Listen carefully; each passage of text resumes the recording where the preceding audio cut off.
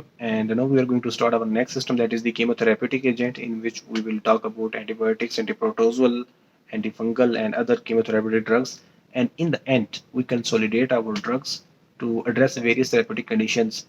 And so that's the basic our plan for the chemotherapeutic drugs. So let's start our topic. And first of all, we'll talk about beta lactam and other cell wall and membrane antibiotics. Just for introduction, is that beta lactam actually interfere with the transpeptidase reaction of bacterial cell wall synthesis, and beta lactam kills bacterial cell wall only when they are in actively growing or synthesizing stage. So this is the mode of action of beta lactam and other cell wall and membrane antibiotics. So let's talk about our points. As you know that vancomycin dose is 30 to 60 mg per kg, and it is used in 2 to 3 division. This antibiotic is specifically used in antibiotic-induced pseudomembranous colitis and methicillin-resistant staph treatment. Rifampicin may be used for it. Side effect of vancomycin is otitis. Side effect of vancomycin is ototoxicity. Next is the ticarcillin. Ticarcillin is preferred to carbenicillin for the treatment of congestive heart failure patient and renal failure and hypertensive patient because it is used in small dose. Next is the penicillin G, quinolone, chlorphenicol. These class are used for the treatment of syphilis. And next is about some microbes, and we'll see what are their effects. Sub Subacutical bacterial endocarditis is a condition which is caused by the Streptococcus viridans, and ampicillin and aminoglycoside in combination is used for its treatment. Throughout scarlet fever and rheumatic fever is treated with the Staphylococcus pyogenes, and nasocomidal hospital infection is caused by the Enterococci F, and as you can say Streptococcus phalicus antibiotics and microbes causes nasocomidal hospital infection. So these were just some example of condition caused by some microbes. Next point is about the streptomycin. It is used for the treatment of gonorrhea in the patient with sensitive to penicillin or with the resistant gonorrhea. I know that when the patient is sensitive to penicillin, then uh, you can say spectinomycin. Spectinomycin is used for the treatment of gonorrhea in patient with sensitive to penicillin or with resistant gonococci. Next point is about the ampicillin. As you know that ampicillin is a drug. Ampicillin allergic patient shouldn't take imipramine, carbapinum. Carbapinum is a class. Imipramine belongs to the class of carbapinum, and it is told that ampicillin allergic patient shouldn't take imipramine. If patient is allergic to ampicillin, he shouldn't take imipramine. This is the point. Next point is about the pseudomembranous colitis, and other it's just repetition that revision of previous point, that pseudomembranous colitis is caused by the vancomycin and is treated by the use of vancomycin, metronidazole, and tetracycline. Next point is about the pregnant allergic to penicillin V. Should take erythromycin. This is the point. Penicillin V, as you know, its dose is 0.25 to 0.5 mg QID. If a pregnant lady is allergic to the penicillin V, then patient he should be shifted on the erythromycin. This is the modification step.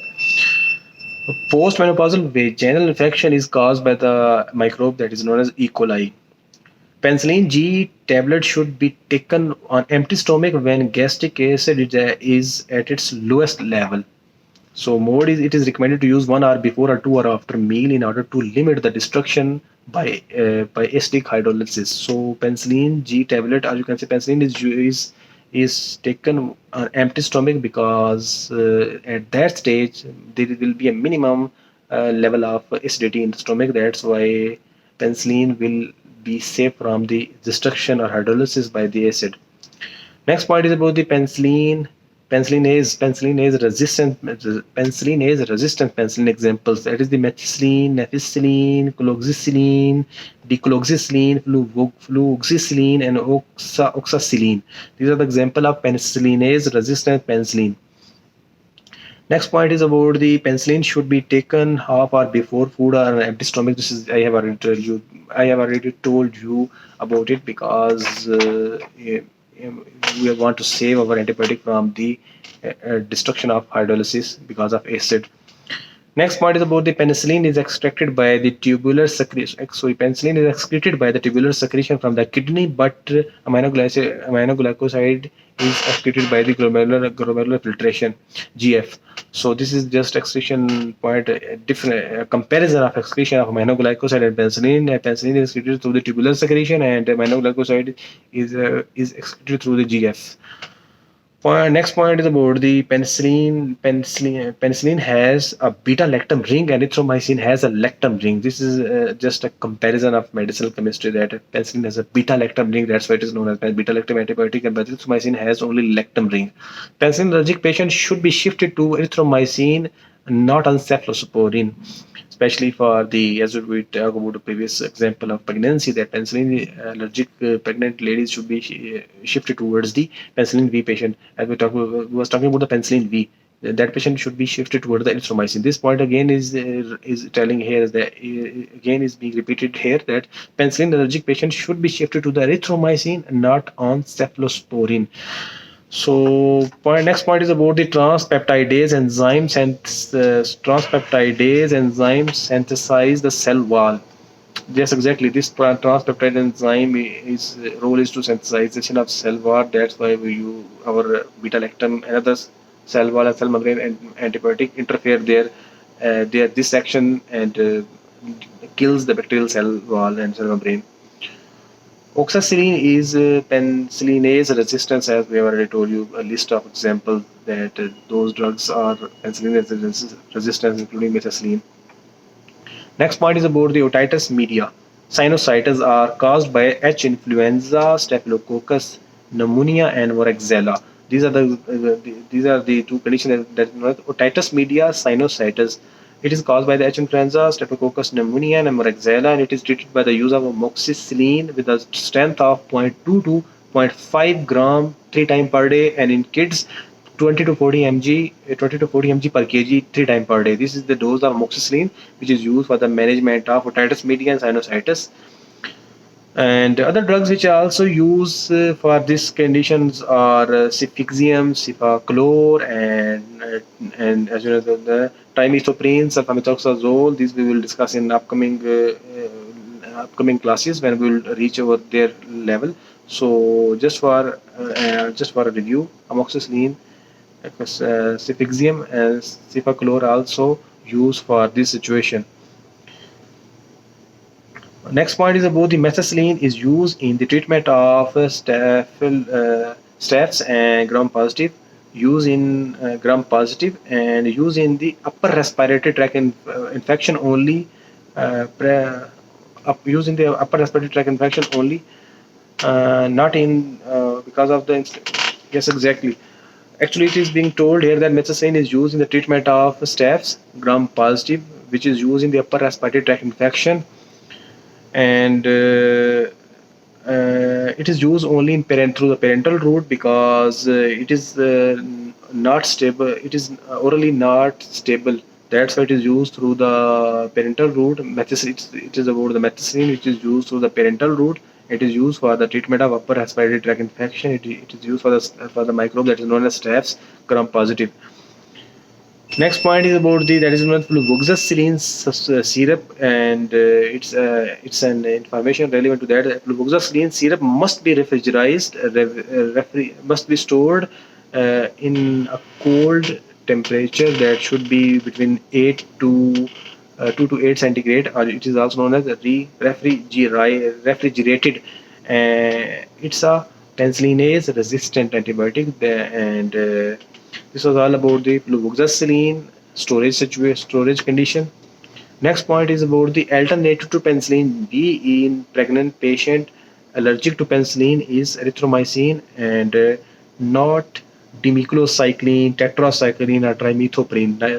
Trimethoprim, demeclocycline, or tetracycline isn't an alternative of a penicillin V allergic patient who is pregnant.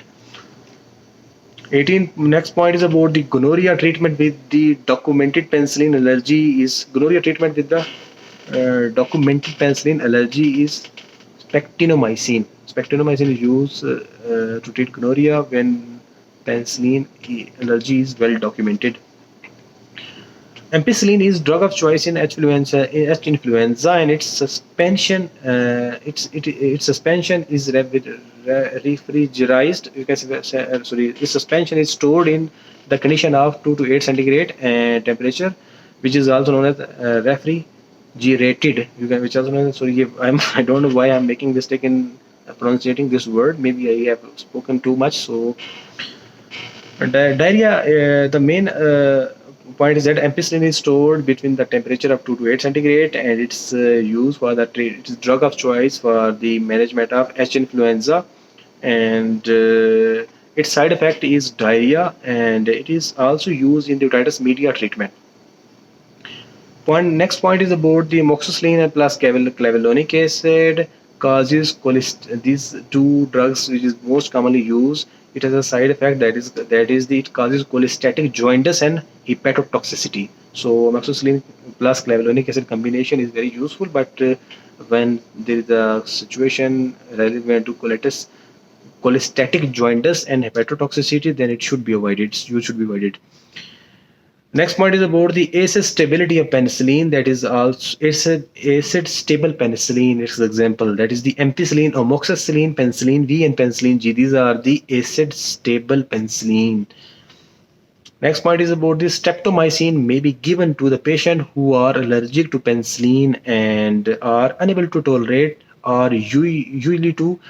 I would like to repeat this point once again that streptomycin may be given to the patient who are allergic to penicillin and are unable to tolerate or usually to comply with a 5 days of tetracycline regime. So simple point is that streptomycin may be used to give to in a patient who are allergic to penicillin. So if a patient is allergic to penicillin or cannot comply the tetracycline 5 days regime, then spectinomycin is a option and is an alternative option, and its dose is 2 gram through intramuscular route, and it cures almost 90% patients. It is active against gram positive and gram negative organisms. So it was all about the spectinomycin. And last point is that cephalosporin and cephalosporin dose adjustment is must in liver congestive heart failure and pulmonary fibrosis patients. So let's resume our topic from there. Point number one is about the amoxicillin activity and ampicillin activity. It's a comparison. Amoxicillin activity is similar to the ampicillin activity. This is just a comparison of amoxicillin and ampicillin, which shows that similarity of activity of both drugs. Next point is about the drug used for otitis media. Examples are amoxicillin, ticarcillin, cefoxitin, and erythromycin and ciprofloxacin. These drugs are used for the treatment of otitis media. Next point is about the drug of choice for cellulitis. Who can take penicillin, then use clindamycin. If patient can take penicillin due to any reason, then clindamycin is among the drug of choice for cellulitis. Beta-lactam are also recognized by beta-lactam or metabolized by hydrolysis. This is an example. This is just about the metabolism of beta-lactam, that is the metabolized by the hydrolysis. Next point is about just guideline for dosing. There are some drugs about which we will show the guideline for dosing of some commonly penicillin drugs. I will mention some drugs and their dosing. That is the just for record. As you know that from penicillin class, the example is the penicillin G. It is given through the IV route and its dose is 1 to 4, 10 to raise power 6 units. With a duration of 4 to 6 hours for adults, and for pediatrics its dose range drops, that is the 25,000 to 4 lakh units per kg. The duration would be same, interval would be same, 4 to 6 hours. Similarly for neonates its dose is from 75,000 to 1,50,000 units per kg in 2 to 3 doses form. So it was all about penicillin G, which is given through the IV route. Next example from the penicillin is the penicillin V. It's given through the oral route and its dose is 0.25 to 0.5 0.25 to zero point 0.5 gram per day. Duration would be same like 4 times per day. For pediatrics, its dose is 25 to 75 mg per kg per day in 4 divisions. And this was all about from the penicillin. Next example is the anti staphylococcal penicillin. Those penicillin who acts as an anti staphylococcus. Their examples are cloxicillin, and it's cloxicillin and dicloxicillin. It is given through the IV, through the oral route, and its dose is 0.25 to zero point 0.5 mg 4 times per day. And for pediatrics, its dose is 15 to 25 mg per kg in a similarly in the 4 division. Nifacillin, it's given through the IV route, and its dose is 1 to 2 gram, 1 to 2 gram 4 times per day for adults, and 100 to 200 mg per kg in 4 to 6 doses in pediatrics. Oxacillin, it is also given through the IV routes, and its dose is 1 to 2 gram with a duration of 4 to 6 hours for adults, and for pediatrics, its dose is 50 to 100 mg per kg in 4 to 6 divisions. So it was all about anti-staphylococcal penicillin. Next is about the extended spectrum penicillin. Its examples. First one is the amoxicillin, which is very common. Its dose is for adults is 0.25 to 0.5 gram 3 times per day, and for pediatrics, its dose is 20 to 40 mg per kg in 3 doses. And amoxicillin, potassium, and clavulanic acids, its dose for adults is 500 to 500, you can say 625 mg, like 500 amoxicillin and 125 mg clavulanic acid combination would be used 3 times per day, or 875 amoxicillin and with a combination of 125 mg clavulanic acid. It will also use for 2 times per day for adults. And similarly, this combination would be used, amoxicillin and clavulanic acid combination, for pediatrics. Its dose would be 20 to 40 mg per kg in 3 doses. And lastly, example is the piperacillin with a combination of tazobactam, and for adults, its dose is 3.375 to 4.5 gram in 4 to 6 divisions. And for pediatrics, its dose is 300 mg per kg in 4 to 6 divisions. And for neonates, its dose is 150 mg per kg in days in two divided doses, two division of doses. So it's for example of guideline for some commonly used penicillin. And next point is about the guideline for dosing of. There are some other guideline that is for the dosing of commonly used cephalosporin and cell wall inhibitor antibiotics. Their examples are I will talk about some cephalosporins. So from the first generation cephalosporin, its example is cephalexin. Its adult dose is 0.25 to 0.5 gram 4 times per day, and for pediatrics 25 to 50 mg per kg in 4 divided doses. Similarly, it's given through the oral route. And next example from the first generation is the cefazolin. It is administered through the IV route, and its dose for adults is 0.5 to 2 gram with a duration of 8 hours, or you can say 3 times per day. And for pediatrics, this dose is 25 to 100 mg per kg in 3 to 4 division. This was about first generation. Next is the second generation cephalosporin. Its example is the cefoxitin. It's given through the IV route, and its dose is 1 to 2 gram with a duration of 6 to 8 hours. This is for the adults, and for pediatrics, its dose is 75 to 150 mg per kg in 3 to 4 division, or 3 to 4 doses. Next example from second generation is the cefotitan. Cefotitan is also administered through the IV route, and its dose for adults is 1 to 2 gram, with a duration of 12 hours. And next example is the cefuroxime. It is very famous drug, as you know, and it's administered through the IV route, and its dose for adults is 0.75 to 150 gram, 0.75 to 1.5 gram, with a duration of 8 hours, or you can say 3 times per day. Or for pediatrics, its dose is 50 to 100 mg per kg in 3 to 4 divisions. Third and fourth generation cephalosporin drugs, their examples are cefoxiam, and it is also administered through the IV route, and its dose is 1 to 2 gram, with a duration of 6 to 12 hours. And for pediatrics, its dose is 50 to 200 mg per kg in 4 to 6 doses, 4 to 6 divisions, 4 to 6 hours.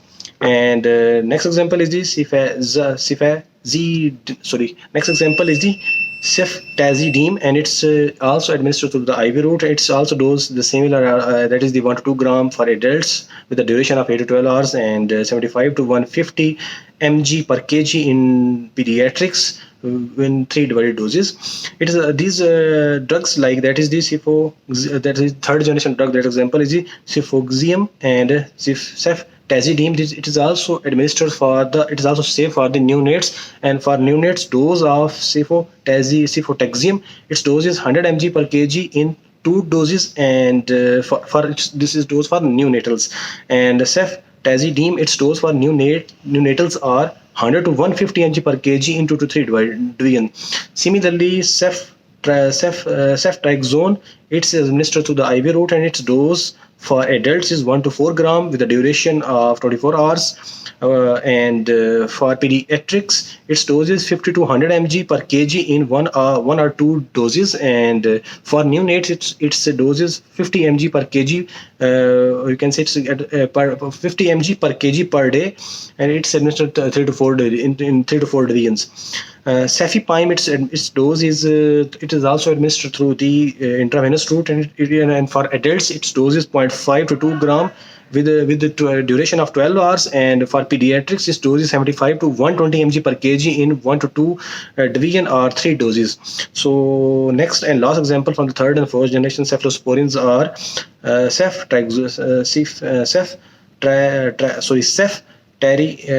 ceftaroline. Its examples, it's for adults, its dose is 600 mg with a duration of 12 hours, or you can say it in 2 divisions. So these are some examples of third and fourth generation cephalosporin. Next example is the cephalosporin and beta lactamase inhibitor in a combination.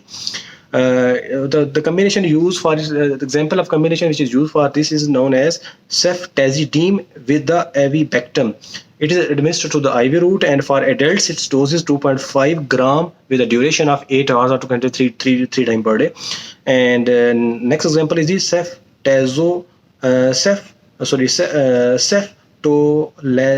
ceftolazine with the tazobactam. It's administered for the adults. Its dose is 1.5 gram with a duration of 8 hours. These are two examples of the cephalosporin with the combination of beta lactamase inhibitor.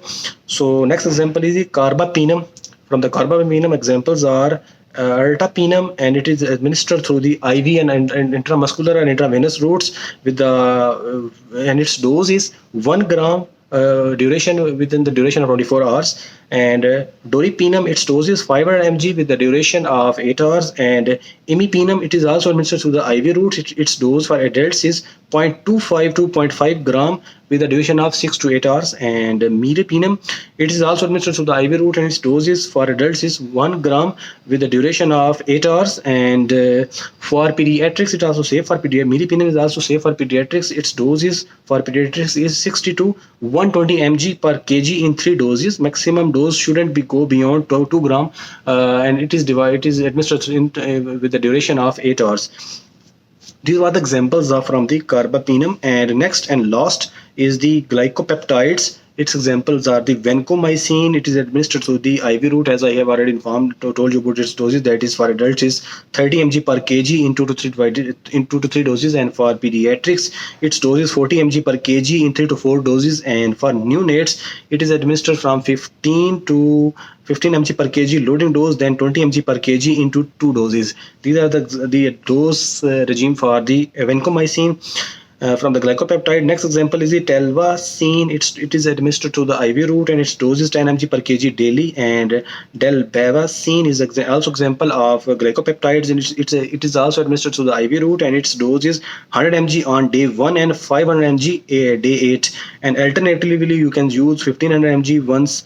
And these are the dose regime for the delbavacin. And last example from the glycopeptides are oritavacin, and it is also administered through the IV route, and its dose is 1200 mg one time. So these are some commonly used cephalosporin. Sorry, one example is missing from the lipopeptides, which is administered through the intravenous routes. Its example is the daptomycin. It is used with the duration of 4 to 6 sorry, it is used for adults doses 4 to 6 mg per kg through IV route. So these are the examples of some commonly used cephalosporin and cell wall synthesis inhibitor. And now we will give you a summary of beta lactam so you can say basal wall and cell membrane synthesis inhibitor antibiotics, and then we will conclude this topic and move on. We was talking about the cell wall synthesis inhibitor drugs, antibiotics, and their doses. Before going into the detail of summary, I want to add some point, that is the about the beta lactamase inhibitor examples. Their examples are clavulanic acid, salubactam, tazobactam, and avibactam.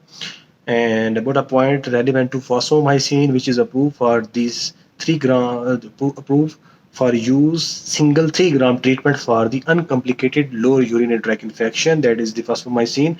And now we will talk about the summary of this chapter, that is in which we will see the clinical application of various drugs and their examples. As long as a streptococcal infection and meningeal infection and neurophilus infection are concerned, it is being managed by the use of penicillin A, penicillin drug. An example of drugs are penicillin G, penicillin V, benzethiopenicillin, procaine penicillin, and nifacillin, amoxicillin, and ampicillin, amoxicillin, piperacillin are the examples of penicillins which is used for this clinical application.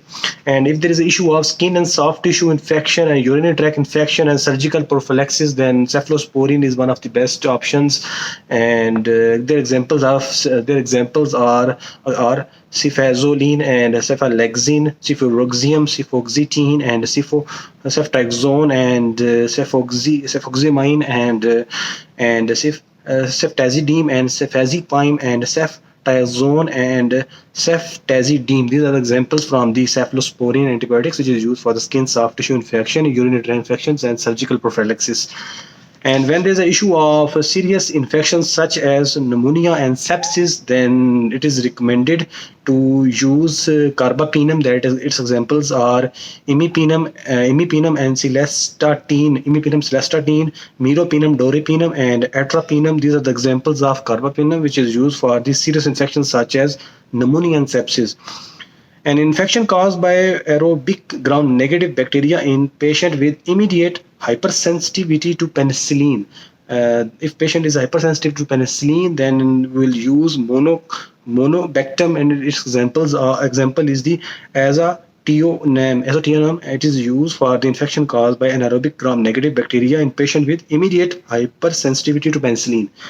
And if there is an issue of a clinical application required with relevant to infection caused by gram-positive bacteria, including sepsis, endocarditis, meningitis, C. difficile, colitis, then it is managed by the use of glycopeptide drugs, and its examples are vancomycin, ticlopis, ticlo, sorry, tio, ticlo, ticloplan, and delbavacin, and otrivacin, and telvacin. These are the examples of glycopeptide which is used for the infection which I have mentioned here.